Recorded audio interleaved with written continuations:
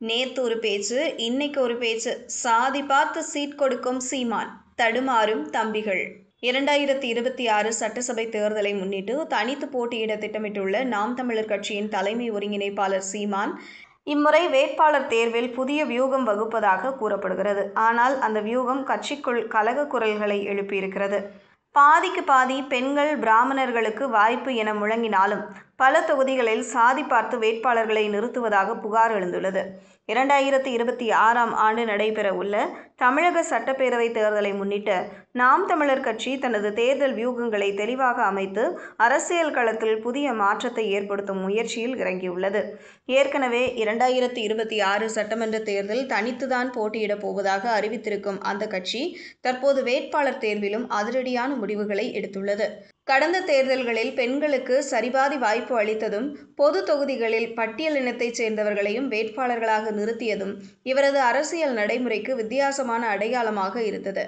ஆனால் இம்முறை அவர் வேட்பாளர் பட்டியலை தயாரிக்கும் விதம் நாதகவுக்குள் புதிய அதிருப்தியை ஏற்படுத்தியுள்ளது. சாதி அடிப்படையில் வேட்பாளர்களை தேர்வு செய்வது மற்ற கட்சிகளின் வழக்கம். எந்த தொகுதியில் எந்த சமூகத்தினர் அதிகம் உள்ளனர் என்பதை கணக்கிட்டு அங்கே அதே சமூகத்தைச் சேர்ந்தவர்களை நிறுத்துவார்கள். இதுவரை அதை தவிர்த்து வந்தவர் சீமான். ஆனால் இப்போது அதே உத்தியை அவர் பின்பற்ற ஆரம்பித்திருப்பதுதான் வேதனைக்குரியது என கூறுகின்றனர் நாம் தமிழர் கட்சியின் நிர்வாகிகள்.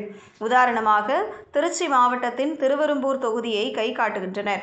அங்கு முக்குளத்தோர் சமூகத்தைச் சேர்ந்தவர்களை நிறுத்தினால்தான் வெற்றி பெறலாம் என்ற கருத்து மற்ற கட்சிகளில் நிலவுகிறது. ஆனால் அந்த தொகுதியில் பிற சமூகத்தைச் சேர்ந்தவர்கள் வென்றிருக்கிறார்கள். ஆனால் இம்முறை சீமான் அதே திருவெரும்பூர் தொகுதியில் முக்குளத்தோர் சமூகத்தைச் சேர்ந்த ஜல்லிக்கட்டு ராஜேஷை வேட்பாளராக அறிவித்துள்ளார். அவரை முன்னிறுத்தும் விதமாக மருது சகோதரர் விழாவையும் திருவெரும்பூரில் நடத்த திட்டமிட்டதாக தகவல் வெளியாகியுள்ளது. இதனால் அடிப்படை மாற்றம்தான் எங்கள் நோக்கம் என்று கூறி வந்த சீமான் இப்போது அதற்கே எதிராக நடந்து வருகிறார் என்கிற குற்றச்சாட்டு கட்சிக்குள் எழுந்துள்ளது. மேலும் வரும் தேர்தலில் பிராமண சமூகத்தினருக்கான 5 தொகுதிகள் ஒதுக்கப்பட இருப்பது குறிப்பிடத்தக்கது.